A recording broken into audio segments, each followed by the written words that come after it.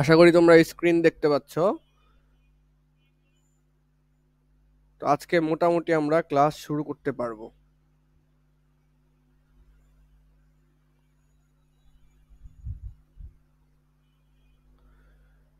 ওকে, তো বলতেছিলাম যে রাদারফোর্ডের পরমাণু মডেলের কয়েকটা বৈশিষ্ট্য আমরা দেখছিলাম।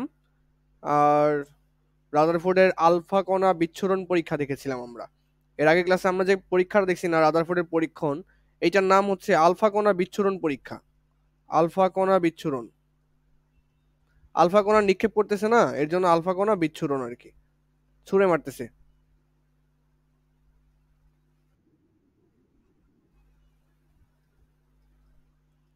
আচ্ছা,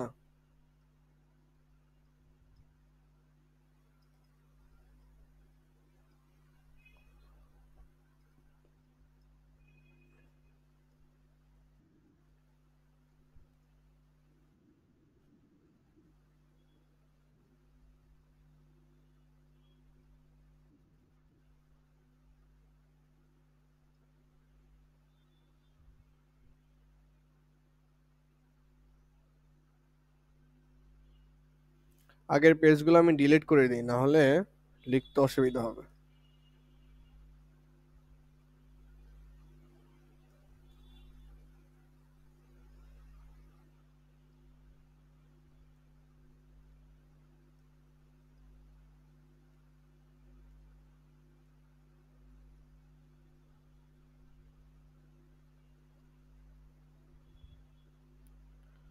আচ্ছা দেখো, গত ক্লাসে আমরা রাদারফোর্ডের লাস্ট একটা বৈশিষ্ট্য আমরা কি করতে পারি নাই, লিখতে পারি নাই, টাইম আগেই শেষ হয়ে গেছিল।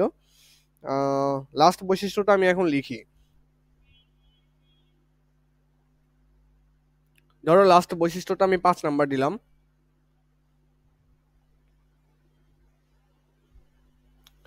আচ্ছা, লাস্টের যে বৈশিষ্ট্যটা ছিল যে ধনাত্মক চার্জবাহী নিউক্লিয়াসের চারদিকে, নিউক্লিয়াস ধনাত্মক কিভাবে বুঝলাম, কারণ প্রোটন হচ্ছে ধনাত্মক চার্জযুক্ত, প্রোটন ধনাত্মক চার্জযুক্ত, প্রোটন নিউক্লিয়াসের ভিতরে থাকে, তার মানে নিউক্লিয়াসও ধনাত্মক চার্জযুক্ত।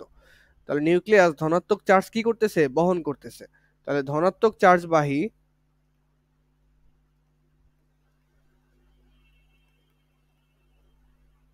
নিউক্লিয়াসের চারদিকে,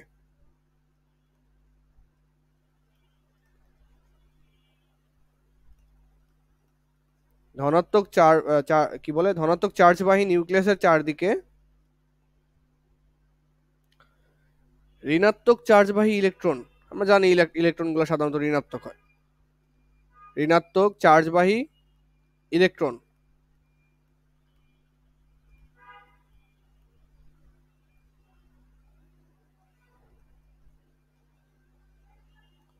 তোমরা একটা বিষয় মনে রাখবা যে প্লাস এবং মাইনাস, প্লাস এবং মাইনাস কি করবে, অলওয়েজ আকর্ষণ করবে। মাইনাস এবং মাইনাস একে অপরকে বিকর্ষণ করবে, প্লাস এবং প্লাস একে অপরকে বিকর্ষণ করবে। তাহলে দুইটা বিপরীতধর্মী চার্জ কি করবে, আকর্ষণ করবে। বিপরীতধর্মী বলতে কি কি বোঝায়, একটা প্লাস একটা মাইনাস, তাহলে দুইজন কি হইলো, বিপরীতধর্মী হইলো। তাহলে দুইজন যখন বিপরীতধর্মী, তখন তারা একে অপরকে আকর্ষণ করবে। তাহলে আমরা দেখতে পাচ্ছি যে নিউক্লিয়াসটা হচ্ছে পজিটিভ। এই যে পরমাণুর ভিতরে দেখো মাঝখানে যে থাকে নিউক্লিয়াসটা, এটা কি থাকে, পজিটিভ। আর বাইরে যেগুলো থাকে সেগুলো কি, ইলেকট্রন, নেগেটিভ। তা প্লাস মাইনাসকে কি করবে, আকর্ষণ করবে। এই আকর্ষণের কারণেই ইলেকট্রনটা এই পরমাণু থেকে পড়ে যায় না। এই আকর্ষণ যদি না থাকতো তাহলে ইলেকট্রনটা বাইরে চলে আসতে হবে। এই আকর্ষণের কারণেই ইলেকট্রনটা এই কক্ষপথে আটকে থাকে। ইলেকট্রনটা এই কক্ষপথে আটকে থাকে কার কারণে, এই আকর্ষণ বলের কারণে। এবং ইলেকট্রনটা এখানে ঘুরতে থাকে। এই কক্ষপথ থেকে যদি ইলেকট্রনটা পড়ে যাইতো, এদিক বরাবর পড়ে যাইতো, পড়ে না কেন, আকর্ষণ বলের কারণে। এটা শর্টকাটে বললাম, এটা আরো ডিপলি নলেজ আছে, সেটা আমরা পদার্থবিজ্ঞানে শিখবো। আচ্ছা, ধনাত্মক চার্জবাহী নিউক্লিয়াসের চারদিকে ঋণাত্মক চার্জবাহী ইলেকট্রন আকর্ষণ বল অনুভব করে, আকর্ষণ বল অনুভব করে, মানে একে অপরকে টানতেছে ওরা, এরকম একটা অবস্থা। এর জন্য আকর্ষণ বল অনুভব করে।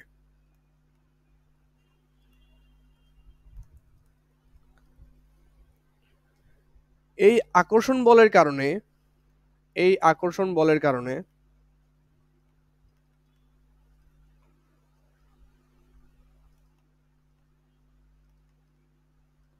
এই আকর্ষণ বলের কারণে পৃথিবী যেমন সূর্যের চারদিকে ঘুরে,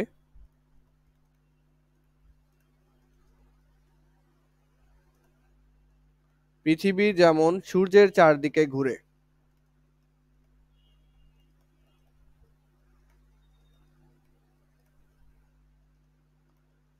পৃথিবী যেমন সূর্যের চারদিকে ঘুরে, ইলেকট্রনও নিউক্লিয়াসের চারদিকে ঘুরে একইভাবে।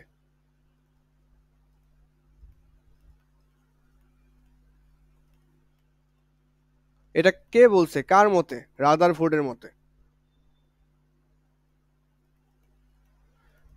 এই তো তোমরা এগুলো জানো, তারপর আমি বলতেছি, লিখে দিচ্ছি, তোমরা এগুলো লিখে রাখতে পারো, তাহলে তোমাদেরই ভালো হবে। কারণ আমি একটু গুছাই লেখার ট্রাই করছি, প্লাস তোমাদের বিচ্ছুরণ পরীক্ষাটা দেখাইছি যাতে মনে রাখতে একটু সুবিধা হয়। কিভাবে নিউক্লিয়াসটা আবিষ্কার হইলো, কেন পরমাণুর বেশিরভাগ জায়গায় ফাঁকা, এগুলা কিভাবে আসলো, সেই জিনিসগুলো কিন্তু তোমরা এখন জানো আশা করা যায়। আর এই জিনিসগুলো অবশ্যই দিন শেষে মনে রাখতে হবে। তাহলে এই যে সূর্যের চারদিকে পৃথিবী যেভাবে ঘুরতেছে, তেমনি তেমনি এই যে নিউক্লিয়াসকে কেন্দ্র করে ইলেকট্রনগুলা এইভাবে ঘুরতেছে। এদিকে মনে করো যে ইলেকট্রনটা আছে, সেই বরাবর এইভাবে ঘুরতেছে। ইলেকট্রনটা মনে করো পৃথিবী, আর নিউক্লিয়াসটা মনে করো সূর্য।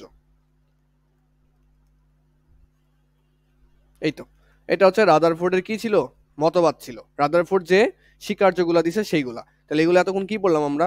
রাদারফোর্ডের পরমাণুর বৈশিষ্ট্য বা রাদারফোর্ড পরমাণুর স্বীকার্য সমূহ বললাম মাত্র। ঠিক আছে, এখন আমরা একটা তত্ত্ব পড়বো, তত্ত্ব। তো খাতায় লেখো, এই তত্ত্বটার নাম হচ্ছে ম্যাক্সওয়েলের তত্ত্ব। ম্যাক্সওয়েল কি বলছে দেখো, ভালো মতো মনোযোগ না দিলে কিন্তু বুঝতে পারবো না। ম্যাক্সওয়েলের তত্ত্ব, ম্যাক্সওয়েল বিজ্ঞানী কি বলছে তার তত্ত্বটা আমরা দেখব।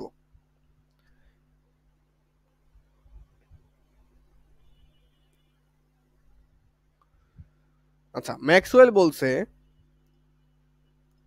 আমি শর্টকাটে লিখে দিচ্ছি, হ্যাঁ। কোনো চার্জবাহী কণা,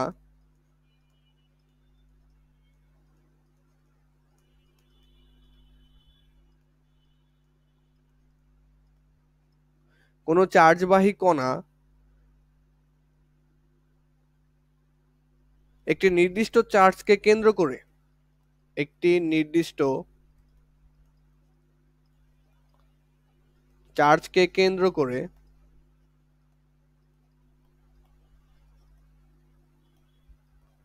কোনো চার্জবাহী কণা একটি নির্দিষ্ট চার্জকে কেন্দ্র করে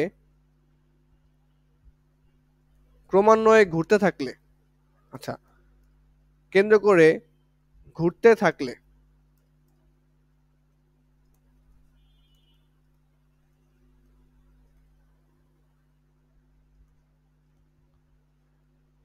আমি এটা এক্সপ্লেন করব, আগে লিখো। কোনো চার্জবাহী কণা একটি নির্দিষ্ট চার্জকে কেন্দ্র করে ঘুরতে থাকলে ক্রমান্বয়ে কেন্দ্রের দিকে ধাবিত হবে।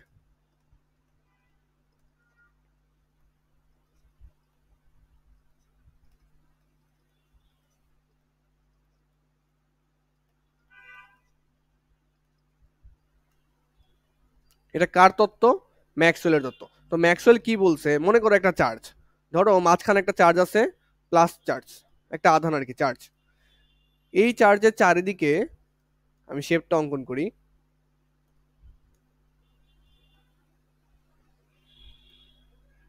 তাহলে এই চার্জের চারিদিকে মনে করো একটা নেগেটিভ চার্জ আছে, একটা নেগেটিভ চার্জ আছে।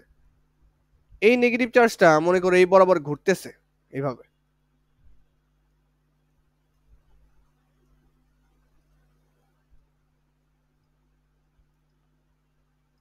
তাহলে মাঝখানে কে আছে দেখো, পজিটিভ একটা চার্জ। মাঝখানে একটা কে আছে, পজিটিভ একটা চার্জ, বা যে কোনো চার্জ হইতে পারে। একটা চার্জের চারদিকে কি একটা মাইনাস চার্জ কি করতেছে, ঘুরতেছে এইভাবে, দেখতে পাচ্ছ এইভাবে ঘুরতেছে। তো এইভাবে ঘুরতে থাকলে ম্যাক্সওয়েলের তত্ত্ব অনুযায়ী, এবং এটা প্রমাণিত, ম্যাক্সওয়েলের তত্ত্ব অনুযায়ী কোনো চার্জকে কেন্দ্র করে যদি অন্য একটা চার্জ, একটা বিপরীতধর্মী চার্জ যদি ঘুরতে থাকে, সেই মাইনাস চার্জটা,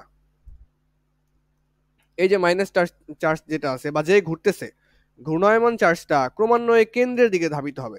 তার মানে সে এইভাবে ঘুরবে, এই যে ঘুরতেছে ঘুরতেছে ঘুরতেছে ঘুরতেছে, একটু পর কি হবে, একটু পর সে ক্রমান্বয়ে কেন্দ্রের দিকে আসবে, মানে ঘুরবে, ঘুরতে ঘুরতে ঘুরতে ঘুরতে এইভাবে কেন্দ্রে চলে আসবে। তাহলে ব্যাপারটা কি হইলো, একটা চার্জকে কেন্দ্র করে যদি অন্য একটা চার্জ ঘুরতে থাকে সে ক্রমান্বয়ে কেন্দ্রের দিকে চলে আসবে। এটা কার তত্ত্ব? ম্যাক্সওয়েলের তত্ত্ব। এই তত্ত্বটা মনে রাখা লাগবে, এটা খ নাম্বারে আসে যে ম্যাক্সওয়েলের তত্ত্ব বিবৃতি করো। তো এতটুকু লিখে একটা চিত্র অঙ্কন করে দিলে ফুল মার্কস। এইভাবে চিত্র অঙ্কন করে দিলে ফুল মার্কস। একটা নির্দিষ্ট চার্জকে কেন্দ্র করে অন্য একটি চার্জ যদি ঘুরতে থাকে, সে ঘুরতে ঘুরতে ঘুরতে ঘুরতে একসময় কিসে চলে আসবে? কেন্দ্রে চলে আসবে। এটাকে বলা হয় কেন্দ্র। কেন্দ্রে চলে আসবে, এইটাই হচ্ছে ম্যাক্সওয়েলের তত্ত্ব, ম্যাক্সওয়েলের বিবৃতি। আচ্ছা, তাহলে এখন এই ম্যাক্সওয়েলের তত্ত্ব থেকে আমরা রাদারফোর্ডের ভুল ধরবো। রাদারফোর্ড কি বলছে? রাদারফোর্ড অনেক কিছু বলছে না, যে পরমাণুর বেশিরভাগ জায়গায় ফাঁকা, তারপরে পরমাণুর মাঝখানে নিউক্লিয়াস আছে, পরমাণুর মডেলকে সৌরজগতের সাথে তুলনা করছে। তো রাদারফোর্ড সব তো সত্য বলতে পারে নাই, ও যতটুকু বুঝছে ততটুকুই পারছে। এবং ততটুকুই আমাদের জানাইছে। তো এর মধ্যে কিছু ভুল ব্যাখ্যা আছে, সেই ভুলগুলাই আমরা দেখব। এবং সেই ভুলগুলোকে বলা হয় সীমাবদ্ধতা। বা ভুল। রাদারফোর্ড কিছু ভুল করছে, তার মানে কি আমরা ভুল পড়লাম? না, আমাদের ওটা শেখা জরুরি। কারণ রাদারফোর্ড যদি না বলতো আমরা তো ভুলই ধরতে পারতাম না, আমরা তো জানতামই না। ও ভুল বলছে দেখেই তো আমরা সত্যটা উন্মোচন করতে পারছি। তো ভুলটাও আমাদের জানা লাগবে। আচ্ছা, এখনো কি কি ভুল করছে সেই ভুলগুলো আমরা দেখব।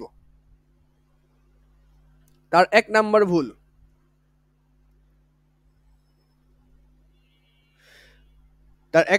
ভুল, অথবা সীমাবদ্ধতা। সীমাবদ্ধতা মানে কি? যে সে যা যা করতে পারে নাই, সে যা যা করতে পারে নাই।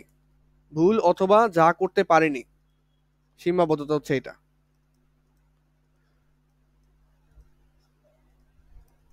মানে তার যতটুকু ব্যাখ্যা দেওয়ার দরকার ছিল সে ততটুকু দিতে পারে নাই, কম দিতে পারছে, অত বেশি দিতে পারে নাই, বা অনেক সময় ভুল ব্যাখ্যা দিছে।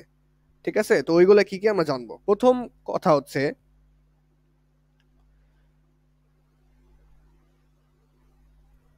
পরমাণু মডেলের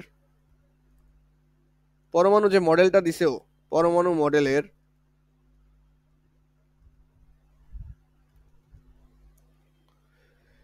ইলেকট্রনের কক্ষপথের ইলেকট্রনের কক্ষপথের ইলেকট্রনের কক্ষপথের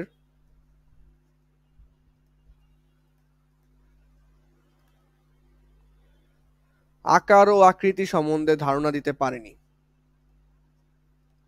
আকার ও আকৃতি সম্পর্কে ধারণা দিতে পারেনি।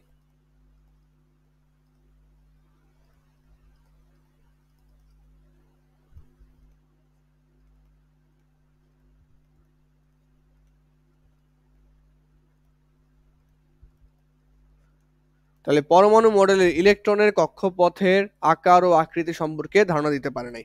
এই যে নিউক্লিয়াস, এই নিউক্লিয়াসকে কেন্দ্র করে ইলেকট্রনগুলো ঘুরতেছে। তো আমি তো সাধারণভাবে এই চিত্রটা আঁকাই যে ইলেকট্রনগুলো এইভাবে ঘুরতেছে, তাই না? কিন্তু আসলেও কি বলছে যে এটা বৃত্তাকার পথে ঘুরতেছে? এটা তো বৃত্তাকার হয়ে গেল, যে ইলেকট্রনগুলো এইভাবে এইভাবে ঘুরতেছে, এটা বৃত্তাকার হয়ে গেল না? এখন সে ইলেকট্রনটা তো কিভাবে আসলে ঘুরে ঘুরে সেটা কিন্তু ব্যাখ্যা দিতে পারে নাই। ওটা কি এইভাবে ঘুরে নাকি এইভাবে ঘুরে, কোনোটা কি ব্যাখ্যা দিতে পারছে? এক্স্যাক্টলি দিতে পারে নাই। তাহলে এটা হচ্ছে ওর একটা সীমাবদ্ধতা, যে ও ইলেকট্রন কোন পথে ঘুরতেছে সেই পথের আকার আকৃতি সম্পর্কে ধারণা দিতে পারে নাই। আচ্ছা, 2 নাম্বার আসো, তার 2 নাম্বার ভুল হচ্ছে সৌরজগতের সাথে মডেলকে তুলনা করা। পরমাণু মডেলকে সৌরজগতের সাথে তুলনা করা সবচেয়ে অন্যতম ভুল আর কি। পরমাণু মডেলকে সৌরজগতের সাথে তুলনা করে ভুল করছে।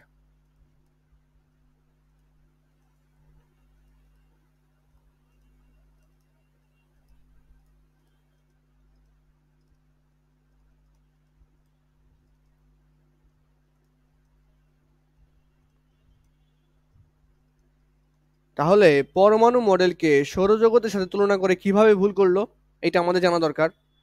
আচ্ছা, দেখো, আমাদের এখানে প্রথমত একটা সূর্য আঁকাইতেছি। ধরো সূর্য, এই সূর্যের চারদিকে পৃথিবীগুলা একটা নির্দিষ্ট কক্ষপথে ঘুরে।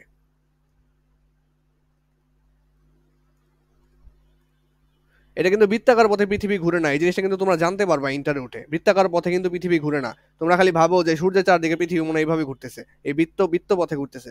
এইভাবে কিন্তু ঘুরতেছে না, অন্যভাবে ঘুরতেছে, উপবৃত্তাকার পথে। সেটা আমরা শিখবো কোথায়? ইন্টারে গিয়ে শিখবো, এখন দরকার নাই। আচ্ছা, তো আমি মনে করো এখন বৃত্তাকার পথে আঁকাইতেছি, অ্যাজ ইউজুয়াল সবাই যেটা আঁকায় বোঝার খাতিরে। তো এখানে পৃথিবী ঘুরতেছে, পৃথিবী সূর্যের চারদিকে কি করতেছে? ঘুরতেছে। এখন সবচেয়ে বড় কথা হচ্ছে পৃথিবীরও কোনো চার্জ নাই, পৃথিবী এবং সূর্যের কোনো চার্জ নেই।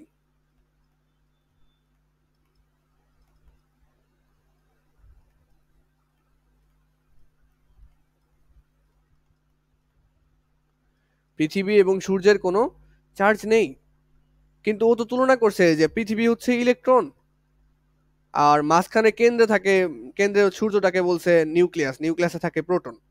এই এটাকে বলছে নিউক্লিয়াস, নিউক্লিয়াসে কে থাকে? প্রোটন এবং নিউট্রন থাকে। এখন আমরা তো জানি যে প্রোটন তো পজিটিভ, প্রোটন তো পজিটিভ। তাহলে প্রোটন যদি পজিটিভ হয় তাহলে নিউক্লিয়াসটাও পজিটিভ, প্রোটন যদি পজিটিভ হয় তাহলে নিউক্লিয়াসটাও পজিটিভ, আর ইলেকট্রনটা হচ্ছে নেগেটিভ। এই যে পৃথিবীর সাথে যে তুলনা করলো, পৃথিবী হচ্ছে, পৃথিবী যেভাবে ঘুরতেছে ইলেকট্রনও সেভাবে ঘুরতেছে, ও একটা মতবাদ দিছে। বাট এখানে ভুলের বিষয়টা হচ্ছে পৃথিবীর কোনো চার্জ নাই, কিন্তু ইলেকট্রনের তো চার্জ আছে। কি চার্জ আছে? নেগেটিভ চার্জ আছে। কিন্তু ইলেকট্রন এবং নিউক্লিয়াসের চার্জ আছে। তাহলে ও তুলনা করে একটা ভুল করে ফেললো না? চার্জ বিদ্যমান, তাহলে তুলনা করে একটা ভুল করে ফেললো এখানে। এইটা হচ্ছে ওর 2 নাম্বার ভুল। তো 2 নাম্বার ভুলটা কি? সৌরজগতের সাথে তুলনা করছে। সৌরজগতে যেমন সূর্যকে ঘুরে, সূর্যকে কেন্দ্র রেখে পৃথিবী যেমন ঘুরপাক খাচ্ছে, তেমনই নাকি নিউক্লিয়াসকে কেন্দ্র করে ইলেকট্রন গুলা ঘুরতেছে। এখানে ভুলটা কোথায়? গ্রহগুলার কোনো চার্জ নাই, পৃথিবী অথবা গ্রহ যেটাই বলো, কোনো চার্জ নাই। সূর্যেরও কোনো চার্জ নাই, বাট ইলেকট্রনেরও চার্জ আছে, নিউক্লিয়াসেরও চার্জ আছে। তাহলে একটা চার্জিত বস্তু আর একটা হচ্ছে চার্জ ছাড়া, তাহলে দুইটা মিলানো কি সেম হইলো? হইলো না। তাহলে এখানে ও একটা ভুল করে ফেলছে।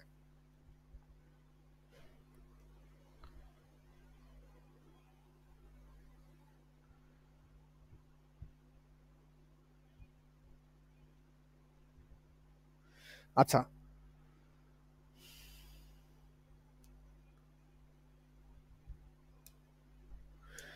সেই সৌরজগতের সাথে তুলনা করে আরো একটা সবচেয়ে বড় ভুল করছে।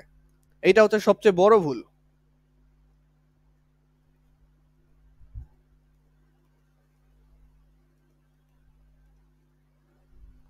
সবচেয়ে বড় ভুলটা কি? দেখো, এই যে আবারও আঁকাইতেছি, মনে করো এটি সূর্য, সূর্যের চারদিকে পৃথিবী যেমন ঘুরতেছে, পৃথিবী ঘুরতেছে সুন্দর মতো ঘুরতেছে। পৃথিবী কি কখনো সূর্যের মাঝখানে চলে আসছে? আসছে কখনো? আসে নাই কিন্তু। পৃথিবী পৃথিবীর মতোই ঘুরতেছে। পৃথিবী ঘুরতে ঘুরতে ঘুরতে ঘুরতে কি সূর্যে আসার চান্স আছে? নাই কিন্তু। সূর্যে কিন্তু পৃথিবীটা আসবে না ঘুরে ঘুরে ঘুরে ঘুরে। কারণ কি? কারণ পৃথিবীরও কোনো চার্জ নাই, এবং সূর্যেরও কোনো কি নাই? চার্জ নেই। বাট ও যে তুলনাটা করছে সেখানে খেয়াল করো,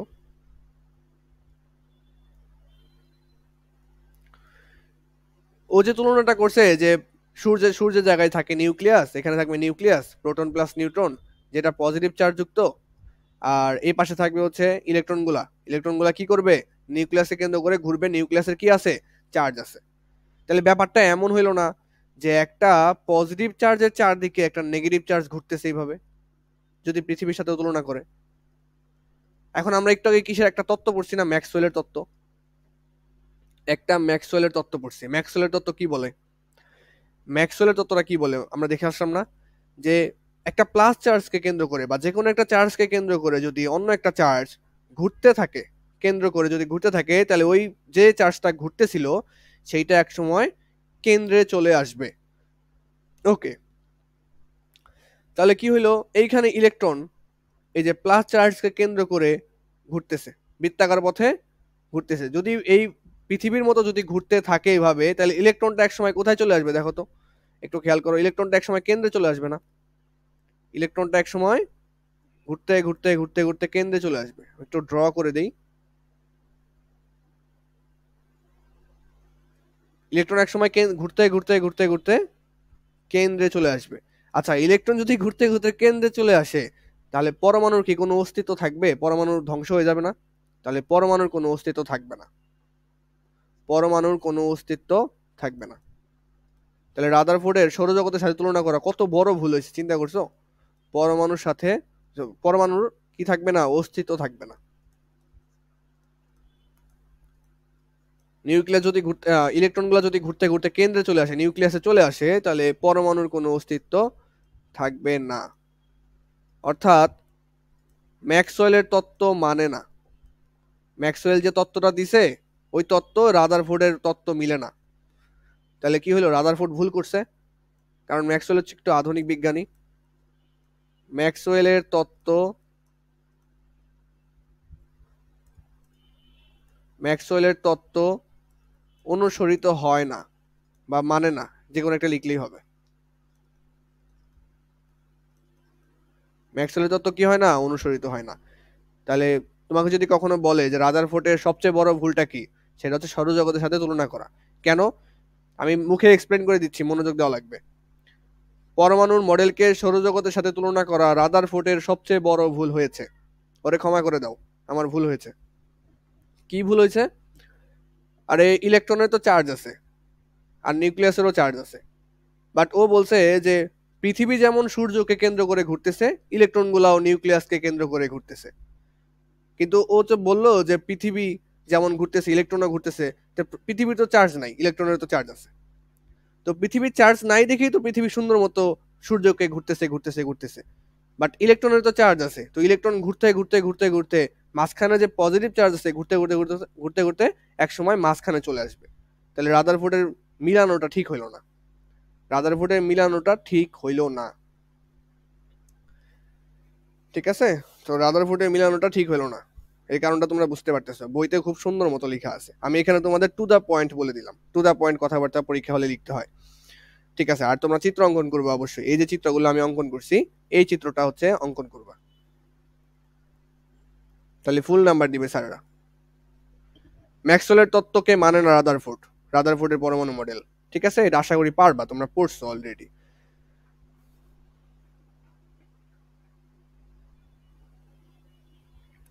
তার আরেকটা সীমাবদ্ধতা আছে, 3 নাম্বার সীমাবদ্ধতা।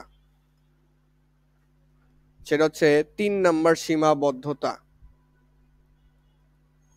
তার আরেকটা সীমাবদ্ধতা হচ্ছে একের অধিক ইলেকট্রন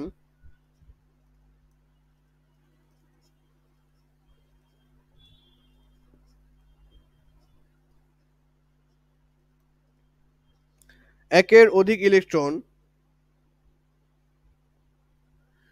কিভাবে নিউক্লিয়াসের চারদিকে ঘুরে, কিভাবে নিউক্লিয়াসের চারদিকে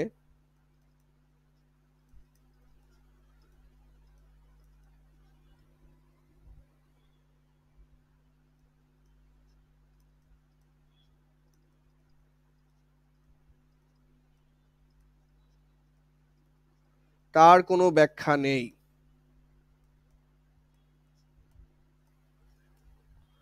তাহলে রাদারফোর্ড আরেকটা ব্যাখ্যা দিতে পারে নাই। কি ব্যাখ্যা সেটা? ধরো এই যে নিউক্লিয়াসকে চারদিকে ঘুরতেছে কে? ইলেকট্রনগুলা। নিউক্লিয়াসের চারদিকে ঘুরতেছে কে? ইলেকট্রনগুলা। এখন একটা ইলেকট্রন নয় ঘুরতেছে, বুঝলাম ওর কথা অনুযায়ী। যেমনটা সূর্যকে কেন্দ্র করে পৃথিবী ঘুরে, ও বলছে নিউক্লিয়াসকে কেন্দ্র করে ইলেকট্রনগুলা ঘুরে। একটা ইলেকট্রন নয় এইভাবে ঘুরতেছে। যদি ইলেকট্রন অনেক বেশি হয়, অনেক বেশি হয় ইলেকট্রন, তাহলে এরা কিভাবে ঘুরবে? একটা না আরেকটার সাথে বাড়ি খাবে, একটা না আরেকটার সাথে বাড়ি খাবে, তার কিভাবে ঘুরবে? সেই ব্যাখ্যাটা দেয় নাই। সেই ব্যাখ্যাটা দেয় নাই। তাহলে এই ছিল হচ্ছে আমাদের রাদারফোর্ডের সীমাবদ্ধতা, বা রাদারফোর্ডের যা যা করতে পারে নাই। তো রাদারফোর্ড যা যা করতে পারে নাই, রাদারফোর্ডের ছাত্র, রাদারফোর্ডের স্টুডেন্ট নিলস বোর এই ব্যাখ্যাগুলো দিতে পারছে। রাদারফোর্ডের স্টুডেন্ট হচ্ছে নিলস বোর, এই ব্যাখ্যাগুলো দিতে পারছে। কত সালে? 1913 সালে।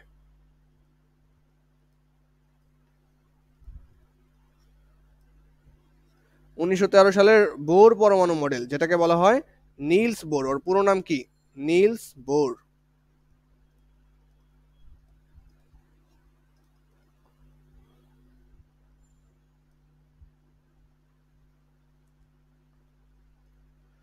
তো নিলস বোর সবাইকে বোরিং করে দিয়ে একদম রাদারফোর্ডের পরমাণু মডেলকে আরো কি করছে, আপডেট করে ফেলছে। রাদারফোর্ড যে ভুল টুল করছে ওর ভুলগুলা মোটামুটি সংশোধন করেই ফেলছে, এরকম একটা অবস্থা নিলস বোর। আচ্ছা, রকিবুল কি এখনো জয়েন দেয় নাই?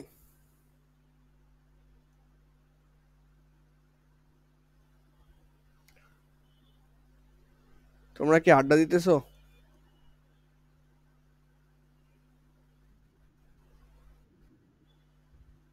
আহ, তুমি কি অসুস্থ? তোমার কণ্ঠ অনেক ভারী ভারী। এ তো খুব সুন্দর জিনিস দিছে।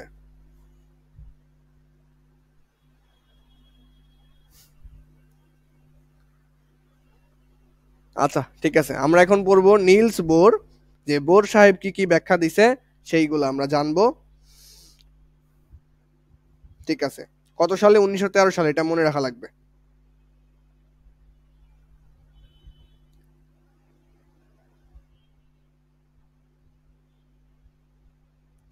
দেখো নিলস বোর কি কি বলছে, আমরা শুরু করি। নিলস বোর এক নম্বরে যেটা কথাটা বলছে যে পরমাণুতে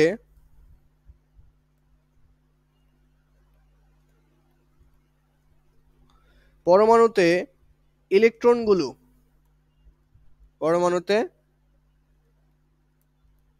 ইলেকট্রনগুলো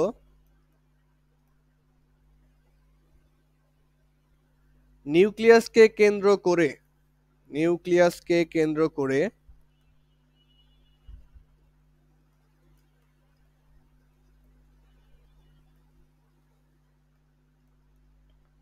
নিউক্লিয়াসকে কেন্দ্র করে ইচ্ছামতো যে কোনো কক্ষপথে ঘুরতে পারে না। ইচ্ছামতো যে কোনো কক্ষপথে ঘুরতে পারে না।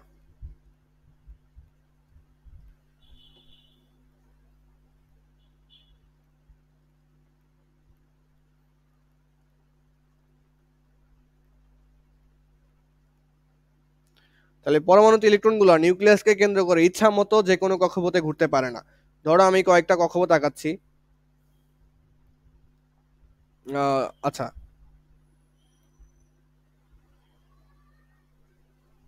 কক্ষপথ জিনিসটা কি? কক্ষপথ হচ্ছে ইলেকট্রন যে পথে চলাচল করে, সেটাই হচ্ছে কক্ষপথ।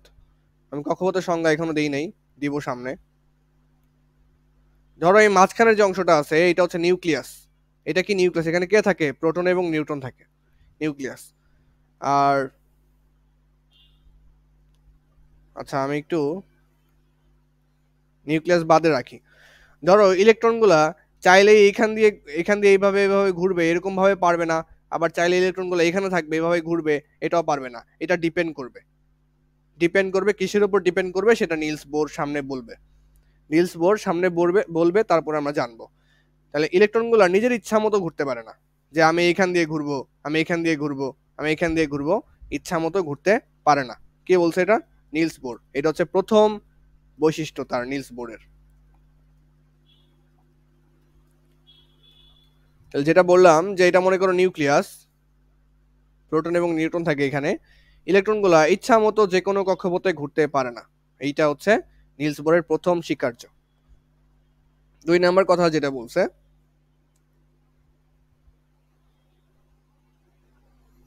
আচ্ছা, শুধু নির্দিষ্ট ব্যাসার্ধের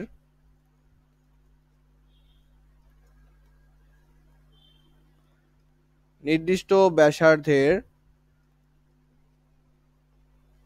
কতগুলো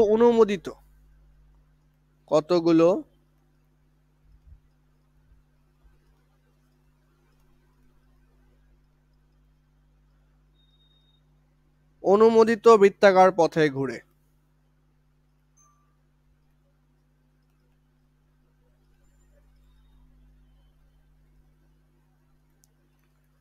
তাহলে ইলেকট্রনগুলো কিভাবে ঘুরে? নির্দিষ্ট ব্যাসার্ধের কতগুলো অনুমোদিত বৃত্তাকার পথ। তাহলে নির্দিষ্ট ব্যাসার্ধ জিনিসটা কেমন? ধরো এটা হচ্ছে নিউক্লিয়াস, এটা নিউক্লিয়াস। আচ্ছা, আমি এখন আরেকটা বৃত্ত আঁকতেছি, এটার একটা ব্যাসার্ধ আছে না? ব্যাসার্ধ কিভাবে? এই যে মাঝখানে হচ্ছে কেন্দ্র, কেন্দ্র থেকে এই পর্যন্ত দূরত্ব, এটা হচ্ছে ব্যাসার্ধ। মাঝখানেটা তো নিউক্লিয়াসের মাঝখান থেকে এই পর্যন্ত দূরত্বটা কি? প্রথম বৃত্তে বড় বৃত্তের ব্যাসার্ধটা না, বড় বৃত্তের ব্যাসার্ধটা। আমি যদি আরেকটা বৃত্ত অঙ্কন করি,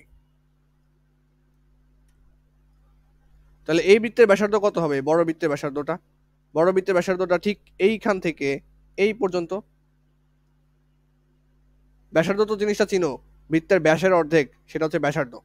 তাহলে এই বৃত্তপথে এটা হচ্ছে ব্যাসার্ধ, এই ছোট বৃত্তের এটা হচ্ছে ব্যাসার্ধ, এবং বড় বৃত্তের ব্যাসার্ধ হচ্ছে এই যে লাল লাল যে জিনিসটা আছে এটা, এটা R1 মনে করো, এটা হচ্ছে R2, এরকম মানে প্রকাশ করলাম, ভয় পাওয়ার কিছু নাই এখানে। তাহলে যেটা বলতেছিলাম যে ইলেকট্রনগুলো তো ঘুরে, কি বলছে? অনুমোদিত নির্দিষ্ট ব্যাসার্ধের কতগুলা বৃত্তাকার পথে। তাহলে বৃত্তাকার পথে তো ঘুরে, বুঝলাম, এটা বোর বোর বোর পরমাণু মডেল থেকে জানলাম। এবং নির্দিষ্ট ব্যাসার্ধ থাকা লাগবে, নির্দিষ্ট কিছু ব্যাসার্ধ থাকা লাগবে, অনির্দিষ্ট ব্যাসার্ধ না। সেই নির্দিষ্ট ব্যাসার্ধ কত সেখানে আমরা আসতেছি সামনে। সামনে বোর সাহেব বলবে যে ব্যাসার্ধ আসলে কত হওয়া লাগবে, সেটা বোর সাহেব বলবে। আচ্ছা, তাহলে এটা হচ্ছে 2 নাম্বার ছিল। 3 নাম্বার, এখন হচ্ছে 3 নাম্বার। 3 নাম্বার হচ্ছে স্থির কক্ষপথকে n দ্বারা প্রকাশ করা হয়। স্থির কক্ষপথকে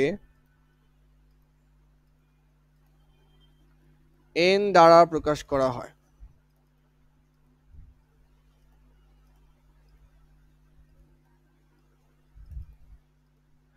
বারবার যে কক্ষপথ বলতেছি, কক্ষপথ জিনিসটা তো বোঝা লাগবে যে কক্ষপথটাকে। কক্ষপথ হচ্ছে ইলেকট্রন যে পথে পরিভ্রমণ করে। ইলেকট্রন, আমি শর্টকাটে লিখতেছি, ইলেকট্রন যে পথে পরিভ্রমণ করে, মানে যে যে পথে সে হচ্ছে ঘুরে, সেটা হচ্ছে কথা। পরিভ্রমণ করে, সেটাই হচ্ছে কক্ষপথ। এখানে ব্র্যাকেটে লিখে রাখতেছি যাতে কনফিউশনে না পড়ো। তাহলে স্থির কক্ষপথকে বোর n দ্বারা প্রকাশ করছে। n দ্বারা প্রকাশ করছে কে? স্থির কক্ষপথকে বোর। কিভাবে কক্ষপথগুলো একটু আঁকাই। এটা মনে করো যে নিউক্লিয়াস, নিউক্লিয়াসটা অন্য কালি দিয়ে আঁকাই, তাহলে বুঝতে সুবিধা হবে। এটা নিউক্লিয়াস। তারপরে এটা হচ্ছে প্রথম কক্ষপথ, নির্দিষ্ট ব্যাসার্ধের প্রথম কক্ষপথ। ব্যাসার্ধ কিন্তু আমি মাপি নাই, আসলে কত সেটা বোর সাহেব পরে বলবে আমাদের। এইটা মনে করো যে দ্বিতীয় কক্ষপথ। তারপরে মনে করো আরো একটা আঁকাই, এটা মনে করো তৃতীয় কক্ষপথ, এইভাবে। আচ্ছা, ঠিক আছে। তাহলে মাঝখানে যেটা আছে এইটা হচ্ছে নিউক্লিয়াস, এখানে প্রোটন এবং নিউট্রন থাকে। এই যে কক্ষপথগুলো, এগুলো কি বলছে সে? স্থির, মানে কক্ষপথগুলো কি করে না? মুভ করে না। কক্ষপথগুলো কি করে না? মুভ করে না, নড়াচড়া করে না। এই যে সাদা কালিতে যেগুলো আঁকাইছি সেগুলো হচ্ছে কক্ষপথ। কক্ষপথ জিনিসটা কি? এই পথে হচ্ছে ইলেকট্রনগুলা ঘোরাঘুরি করবে, এর জন্য এগুলাকে বলা হয় কক্ষপথ। এই কক্ষপথকে কি দ্বারা প্রকাশ করছে? n দ্বারা প্রকাশ করছে। কক্ষপথকে প্রকাশ করছে কি দ্বারা? n দ্বারা প্রকাশ করছে। তাহলে n দ্বারা কি বুঝবো আমরা? কক্ষপথ। n দ্বারা বুঝবো কক্ষপথ। এখন এইটাও কক্ষপথ, এটাও n, এটাও n, এটাও n, তাহলে তো মিললো না, তাই না? তো আমরা কিভাবে প্রকাশ করতে পারি? এটা হচ্ছে আমাদের 1 নাম্বার কক্ষপথ। এইটা হচ্ছে আমাদের 1 নাম্বার কক্ষপথ, এইটা 2 নাম্বার কক্ষপথ, এইটা হচ্ছে আমাদের 3 নাম্বার কক্ষপথ। তাহলে কক্ষপথকে আমরা কি দ্বারা প্রকাশ করি? n দ্বারা প্রকাশ করি। তাহলে এখানে n এর n সমান সমান হচ্ছে 1, এখানে n সমান সমান হচ্ছে 2, আর এখানে n সমান সমান হচ্ছে 3। আমি যদি বলি যে n সমান সমান 4, তার মানে কি বুঝতে হবে? এটা হচ্ছে 4 নাম্বার কক্ষপথ। আবার যদি বলি n সমান সমান 1, তার মানে এটা হচ্ছে 1 নাম্বার কক্ষপথ। 1 নাম্বার কক্ষপথ কোনটা? এইটা। তাহলে আশা করি বোঝা যাবে যে n সমান সমান দিয়ে থাকলে কি বোঝা যাবে। বোর সাহেব বলছে n হচ্ছে কক্ষপথ, n দ্বারা কি কি প্রকাশ করা হয়? কক্ষপথ প্রকাশ করা হয়। তো আমরা ইন্ডিভিজুয়ালি প্রকাশ করার জন্য n সমান সমান 1, n সমান সমান 2, n সমান সমান 3, নাহলে তো আমরা বুঝতে পারবো না যে কোনটা 1 নাম্বার, কোনটা 2 নাম্বার, কোনটা 3 নাম্বার। সবগুলো যদি n হয়ে যায় তাহলে বুঝবো কিভাবে? আলাদা করব কিভাবে? তো আমরা ডিস্টিংগুইশ করতে পারবো না। ঠিক আছে? আচ্ছা, তাহলে এটা হচ্ছে বোর পরমাণু মডেলের 3 নাম্বার স্বীকার্য ছিল। আমি কিন্তু 3 নাম্বার আমি নিজের মতো বানাইছি, ঠিক আছে? বইতে মনে হয় 3টা বা 4টা আছে, আমি এগুলো নিজের মতো করে ভাগ করছি যাতে একটু বুঝতে সুবিধা হয়। এখন আসো পরের 4 নাম্বারে সে কি বলছে। এটা হচ্ছে আমাদের 4 নাম্বার স্বীকার্য বোর পরমাণু মডেলের, এবং এইটা হচ্ছে সুপার ইম্পর্টেন্ট। সুপার ইম্পর্টেন্ট, এখান থেকে প্রশ্ন আসবে। 4 নাম্বার স্বীকার্যটা হচ্ছে সুপার সুপার ইম্পর্টেন্ট। এটা আমি পুরোটাই লিখতেছি।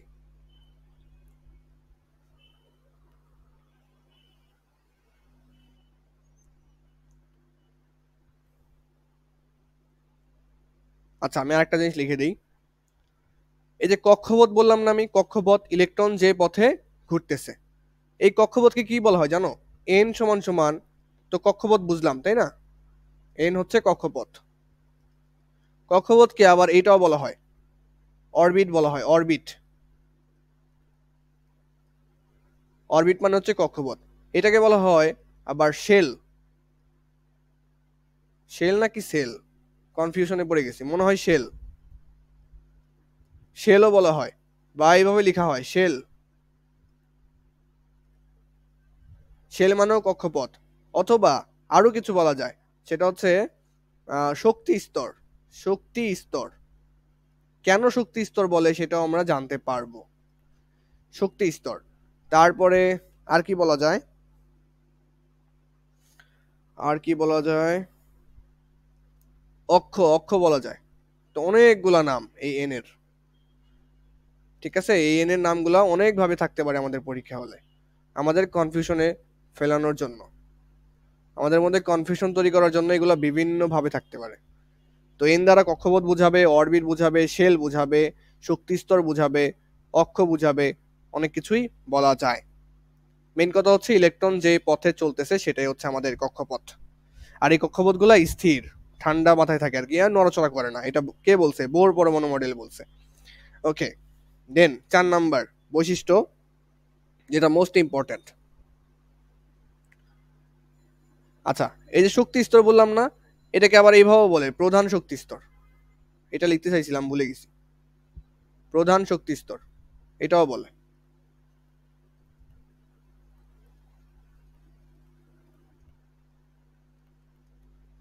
ওকে, তাহলে আশা করি নোট করছো, নোট করতেছো, নোট করবা অবশ্যই, নাহলে কিন্তু পড়ার জিনিস খুঁজে পাবা না পরে, মনে হবে পড়ছি পড়ছি বাট ভুলে যাবা।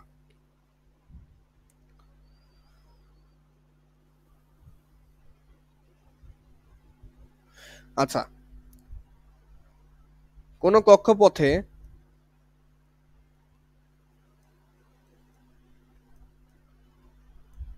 ইলেকট্রন ঘোরার সময়, ইলেকট্রন, আমি ইলেকট্রন কিন্তু বাংলা লিখতেছি না, শুধুমাত্র একটা চিহ্ন দিয়ে দিচ্ছি, তোমরা কিন্তু বাংলা লিখবা। ইলেকট্রন ঘোরার সময়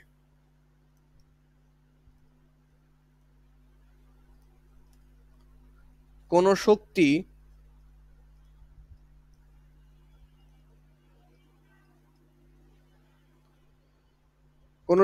শোষিত বা বিকিরিত হয় না।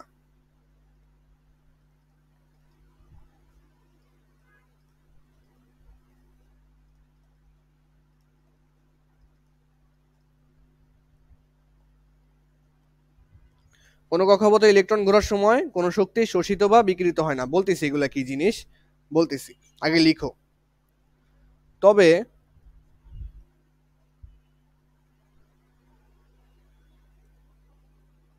ইলেকট্রন যদি নিম্ন শক্তি স্তর থেকে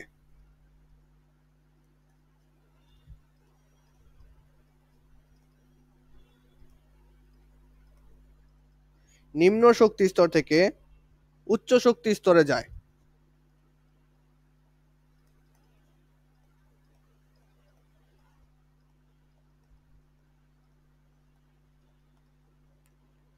তখন শক্তি শোষিত হয়। তখন শক্তি কি হয়? শোষিত হয়।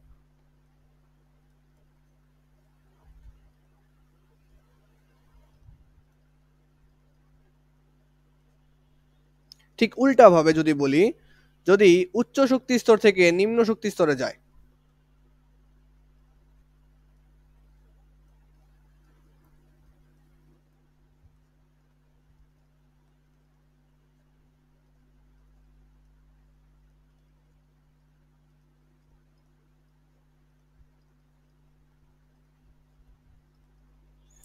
যদি উচ্চ শক্তি স্তর থেকে নিম্ন শক্তি স্তরে যায়, তবে শক্তি বিকিরিত হয়, তবে শক্তি বিকিরিত হয়।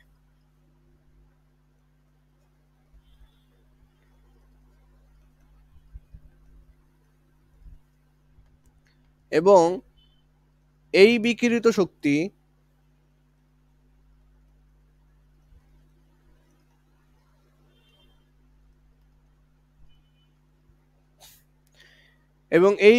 শক্তি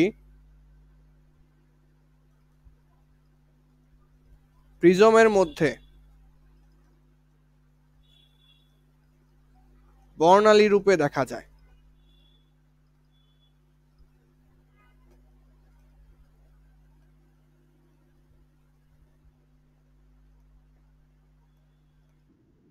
এবং এই বিকিরিত শক্তি কি হয়, প্রিজমের মধ্যে বর্ণালী রূপে দেখা যায়। আমি বলতেছি, এটা এক্সপ্লেইন করতেছি এখন, ঠিক আছে? আচ্ছা,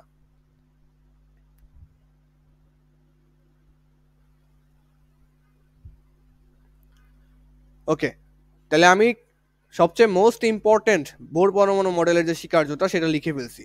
এটা আগে পড়ি একবার, শোনো ভালো মতো। কোনো কক্ষপথে ইলেকট্রন ঘোরার সময় কোনো শক্তি শোষিত বা বিকিরিত হয় না। তবে ইলেকট্রন যদি শক্তি স্তর থেকে নিম্ন শক্তি স্তর থেকে উচ্চ শক্তি স্তরে যায় তখন শক্তি শোষিত হয়, এবং উচ্চ শক্তি স্তর থেকে যদি নিম্ন শক্তি স্তরে যায় তবে শক্তি বিকিরিত হয়, এবং এই বিকিরিত শক্তি প্রিজমের মধ্যে বর্ণালী রূপে দেখা যায়। কিছুই বুঝি নাই, তাই না? বোঝা দরকার আছে আমাদের এখন, আমরা এগুলো বুঝবো এখন, ঠিক আছে? আচ্ছা,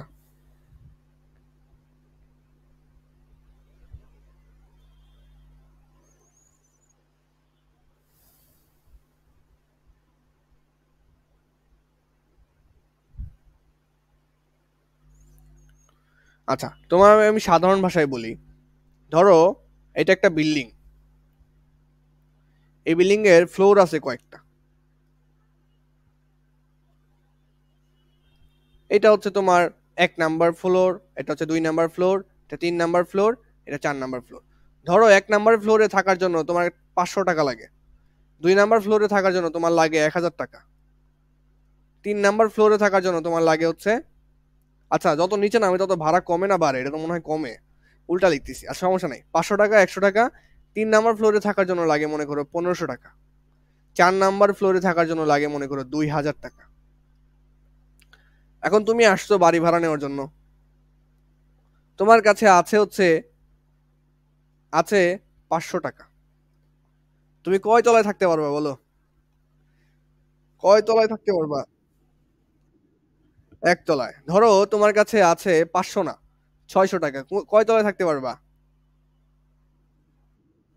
একেই থাকতে পারবা।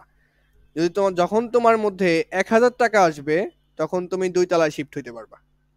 ধরো কথার কথা, তোমার কাছে হুট করে, বা তুমি মনে করো চুরি টুরি করছো, চুরি টুরি করে তোমার কাছে এখন হয়ে গেছে, তোমার কাছে এখন আছে মনে করো 2000 টাকা। তাহলে অবশ্যই তুমি একদম লাফ দিয়ে 4র্থ ফ্লোরে থাকার জন্য চলে যাবা। লাফ দিয়ে একদম 4র্থ ফ্লোরে কি হয়ে যাবা, চলে যাবা, কারণ তোমার কাছে 2000 টাকা আছে এখন। তো আমি এখন 4 তলায় থাকবো আর কি, এরকম একটা অবস্থা। ওকে, তাহলে এখন তোমার কাছে আছে 2000 টাকা। হুট করে তুমি কি হয়ে গেলা, যেহেতু চুরি ডাকাতি করছো হারাম টাকা, তাহলে এখন মনে করো তুমি গরিব হয়ে গেলা, তোমার কাছে আর 2000 টাকা নাই। তোমার কাছে হুট করে এখন টাকা হয়ে গেছে 500 টাকা, বা ধরো যে টাকা হয়ে গেছে মনে করো যে 1000 টাকা। 1000 টাকা কমে গেছে, ছিল 2000 টাকা, 1000 টাকা কমে গেছে। তাহলে এখন তুমি তো আর 4 তলায় থাকতে পারবা না, তোমার নেমে আসতে হবে কয় তলায়, 2 তলায়। তোমার এখন 2 তলায় নেমে আসতে হবে। তো যখন তোমার কাছে 1000 টাকা থাকে তখন তুমি 2 তলায় থাকতে পারতেছো, যখন তোমার কাছে 2000 টাকা থাকে তখন তুমি 4 তলায় থাকতে পারতেছো। তো 2 তলা থেকে মনে করো তুমি 2 তলায় আসলা, এখন মনে করো তোমার কাছে আরো 500 টাকা আবার বেড়ে গেছে, 500 টাকা আবার বেড়ে গেছে, তাহলে তোমার কাছে এখন টাকা কত, 1500। তখন কি তুমি আর এখানে থাকবা? তখন তুমি আবার চলে যাবা 3 তলায়, 3 তলায় চলে যাবা। তাহলে ব্যাপারটা কি হইলো, আমার কাছে যা আছে আমি সেখানেই থাকতে পারতেছি, আমার কাছে যা নাই আমি সেখানে থাকতে পারতেছি না, যা নাই সেখানে আমি থাকতে পারতেছি না। ইলেকট্রন গুলা ঠিক এইভাবেই চলাফেরা করে, ইলেকট্রন গুলা ঠিক এইভাবেই চলাফেরা করে। আচ্ছা দেখি কিভাবে চলাফেরা করে।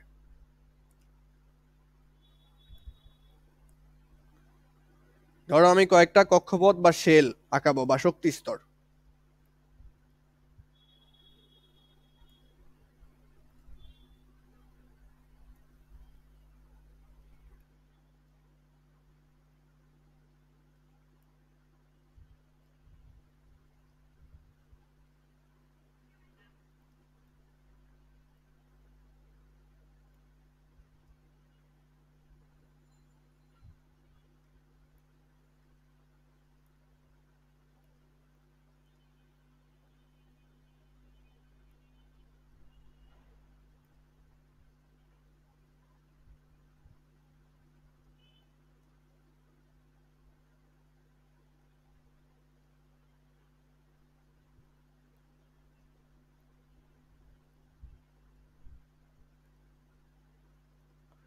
একদম মাঝখানে যেটা আছে এইটা হচ্ছে আমাদের নিউক্লিয়াস।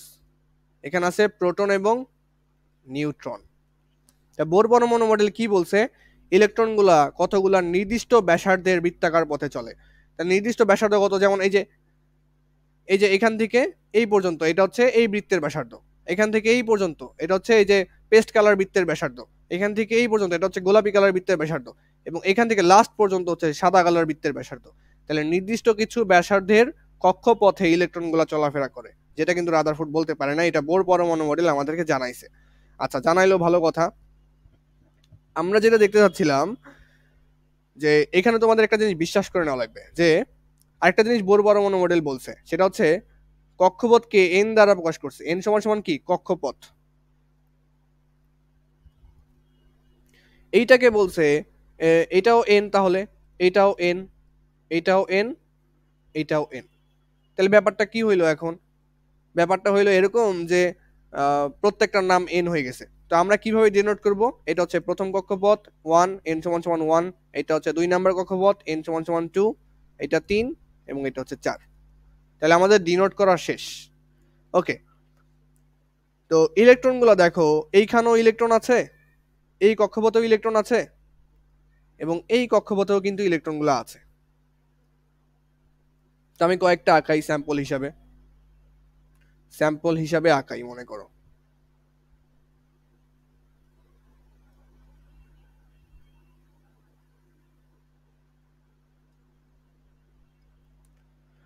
তো ইলেকট্রনগুলো কি একটা নির্দিষ্ট কক্ষপথে ঘুরতেছে। তো এই ইলেকট্রনটা এই যে সবুজ কক্ষপথে ঘুরতেছে, আমি দেখাই তোমাদেরকে। এই দেখো, এই যে সবুজ কালার যে ইলেকট্রনটা আছে এখানে সবুজ বৃত্তে, এই সবুজ ইলেকট্রনটা সবুজ কক্ষপথে ঘুরতেছে। যখন ও একটা নির্দিষ্ট কক্ষপথে ঘুরবে, তাহলে ওর কোনো কিসের পরিবর্তন হবে না? এই যে সবুজ কালার যেটা আছে, ওর ও কখনো শক্তি গ্রহণও করবে না, শক্তি বিকৃতও করবে না সাধারণ অবস্থায়। কি বলছে আমাদের প্রথম লেখাটা? দেখো, কোনো কক্ষপথে ইলেকট্রন ঘোরার সময় কোনো শক্তি শোষিত বা বিকৃত হয় না। তাহলে ইলেকট্রন যখন ঘুরতেছে, মনে করে যে সবুজটা সুন্দর মতো নিজের কক্ষপথে ঘুরতেছে, তাহলে শক্তি শোষিত বা বিকৃত হয়নি। শক্তি শোষিত, শোষিত মানে কি জানো? শোষিত মানে হচ্ছে গ্রহণ করা, আর বিকৃত মানে শক্তি দিয়ে দেওয়া। আচ্ছা, তাহলে শোষিত বা বিকৃত হয়নি।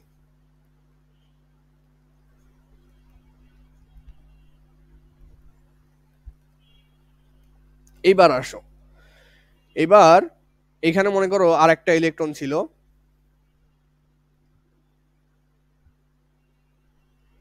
এইখানে মনে করো আরো একটা ইলেকট্রন ছিল। তাহলে ওর নির্দিষ্ট একটা শক্তি আছে। এই যে সবুজ কালার ইলেকট্রনটা যে ঘুরতেছে না, ওরও নির্দিষ্ট একটা শক্তি আছে। এই কক্ষপথের শক্তি যা, ওর শক্তি তাই। কিভাবে বুঝলাম? ওই যে একটু আগে রুম ভাড়া দিয়ে বুঝাইলাম না? ধরো যে ইলেকট্রনের কাছে আছে 500 টাকা, আর ওর এই কক্ষপথের ভাড়া হচ্ছে 500 টাকা, তাহলে ও 500 টাকা দিয়ে এই কক্ষপথেই থাকতে পারবে, এই কক্ষপথেই থাকতে পারবে। আচ্ছা, তাহলে নির্দিষ্ট একটা শক্তি আছে এই কক্ষপথে থাকার জন্য। এই যে হলুদ কালার যেটা আছে, ওরও তাহলে 500 টাকাই আছে, যেহেতু ও প্রথম বিল্ডিং প্রথম তলায় আছে, তাহলে ওর কাছেও কি আছে? 500 টাকাই আছে। এখন কথা হচ্ছে, ধরো এই পাশ থেকে একটা আলো আসলো, আলো আসে তরঙ্গ রূপে। আলো কিভাবে আসে? তরঙ্গ রূপে। এটা কিসের আলো? আলোক তরঙ্গ। এটা কি? আলোক তরঙ্গ।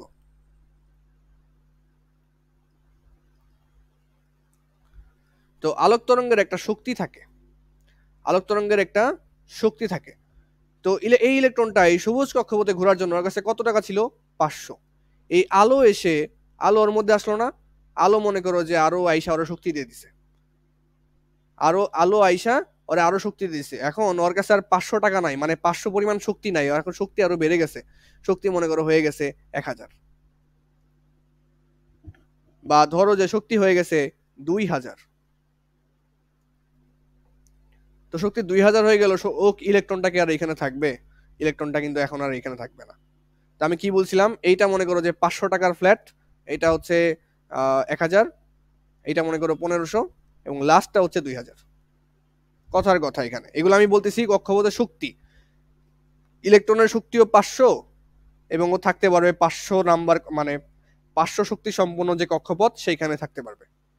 এখন ইলেকট্রনের শক্তি হয়ে গেছে 2000। তাহলে ও কি এখন 500-র যে রুম আছে সেখানে থাকবে? থাকবে না। তো লাফ দিয়ে কোথায় চলে যাবে দেখো, ইলেকট্রনটা লাফ দেওয়াটা কিভাবে দাগ দিলে বুঝবা। আচ্ছা, ইলেকট্রনটা এখান থেকে লাফ দিয়ে এইখানে চলে যাবে। অন্য কালি দেই, নাহলে এটা বোঝা যাচ্ছে না।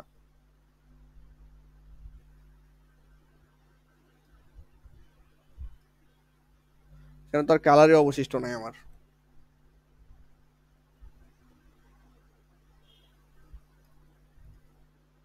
তাহলে ইলেকট্রনটা মনে করো এখান থেকে লাফ দিয়ে এইখানে চলে আসবে, 2000 টাকার রুমে চলে আসবে।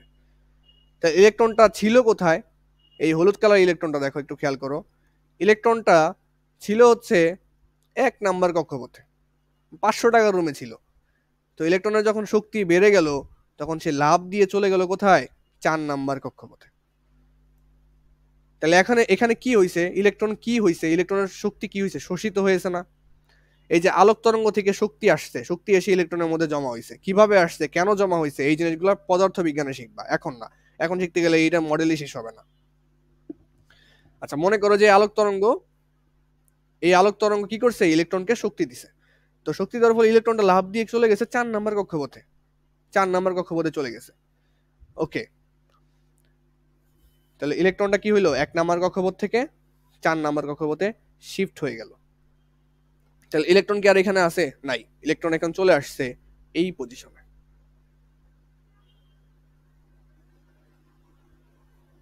ইলেকট্রন চলে আসছে 4 নাম্বার কক্ষপথে চলে আসছে, কারণ ইলেকট্রনের এখন টাকা পয়সা বেশি হয়ে গেছে। তো তো ওইখানে চলে আসছে। ঠিক আছে, তাহলে ইলেকট্রন এখানে যে কাহিনীটা ঘটাইছে, কি ঘটাইছে ইলেকট্রনটা? ইলেকট্রনটা কি করছে? ইলেকট্রনটা যে 1 নাম্বার কক্ষপথ থেকে 4 নাম্বার কক্ষপথে আসলো, আসলে করছেটা কি? আলোক তরঙ্গ থেকে শক্তি গ্রহণ করছে না? তাহলে শক্তি কি হয়েছে এখানে? শোষিত হয়েছে। শক্তি শোষিত হয়েছে।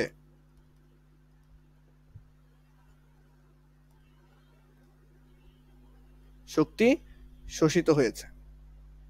আচ্ছা, তো ও যখন লাফ দিয়ে এখানে চলে আসছে, এখানে চলে আসছে, সে তখন আর স্টেবল অবস্থায় নাই। হঠাৎ করে গরিব যখন বড়লোক হয়ে যায়, উলনচণ্ডী হয়ে যায় না, চঞ্চল হয়ে যায় না?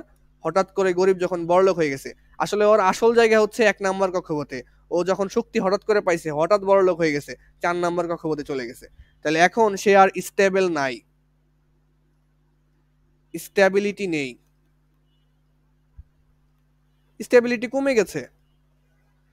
স্টেবিলিটি কমে গেছে। স্টেবিলিটির বাংলা কি জানো? স্ট্যাবিলিটি মানে স্থায়িত্ব আর কি, স্থায়িত্ব কমে গেছে। এখানে যত মানে যত ভালো মতো থাকতে পারতো, এখানে এখন তত ভালো মতো থাকতে পারে না। তো এখন কি করবে ও? ও যে টাকাটা, যে শক্তিটা ও আলো থেকে পাইছিল, সেই শক্তিটা এখন কি করবে? ফেরত দেওয়া লাগবে না? সেই শক্তি ফেরত দিয়ে আগের অবস্থানে আসতে চাইবে। ও এখানে ভালো নাই, ও এখন আগের জায়গায় আসতে চায়, ফেরত আসতে চায়। তাই ইলেকট্রনটা কি কোথায় আসতে চায়? আগের জায়গায় ফেরত আসতে চায়। তো আগের জায়গায় যখন ফেরত আসতে চাইবে, তাহলে কি করা লাগবে? এই যে 1500 টাকা যে এই যে আলোক তরঙ্গ থেকে নিছিল, ওই 1500 টাকা আলোক তরঙ্গের ফেরত দেওয়া লাগবে। সেটা কিভাবে ফেরত দিবে? আলো হিসাবে ফেরত দিবে। আলো এসে ইলেকট্রনের মধ্যে ঢুকছে, ইলেকট্রনের শক্তি বেড়ে গেছে। এখন ইলেকট্রন 1 নাম্বার থেকে 4 নাম্বারে চলে গেছে। এখন ইলেকট্রন 4 নাম্বারে আর থাকতে চায় না, স্থায়িত্ব নাই। 4 নাম্বার থেকে ইলেকট্রন এখন 1 নাম্বারে চলে আসতে চায়। তাহলে ইলেকট্রনে কি করা লাগবে? যে শক্তিটা আলোক তরঙ্গ থেকে নিছিল, আলো থেকে নিছিল, সেই শক্তিটা ফেরত দেওয়া লাগবে না? ও আলো হিসেবেই গ্রহণ করছে, সেটা তো আলো হিসেবেই ফেরত দিবে, তাই না? তো এখন কি করবে? এই যে যে ইলেকট্রনটা আছে এইখানে, এই ইলেকট্রনটা এইখানে আর স্টেবল ভাবে থাকতে পারবে না। তো এখন কি করবে ও? আচ্ছা, আমি আরেকটা লিংক দিচ্ছি, এটা আমার শেষ করতে হবে। আরো একটা লিংক দিচ্ছি, ধন্যবাদ বলার জন্য। লিংক দিচ্ছে, বেশি সময় লাগবে না, হাইস্ট 5 থেকে 7 মিনিট লাগবে। আচ্ছা,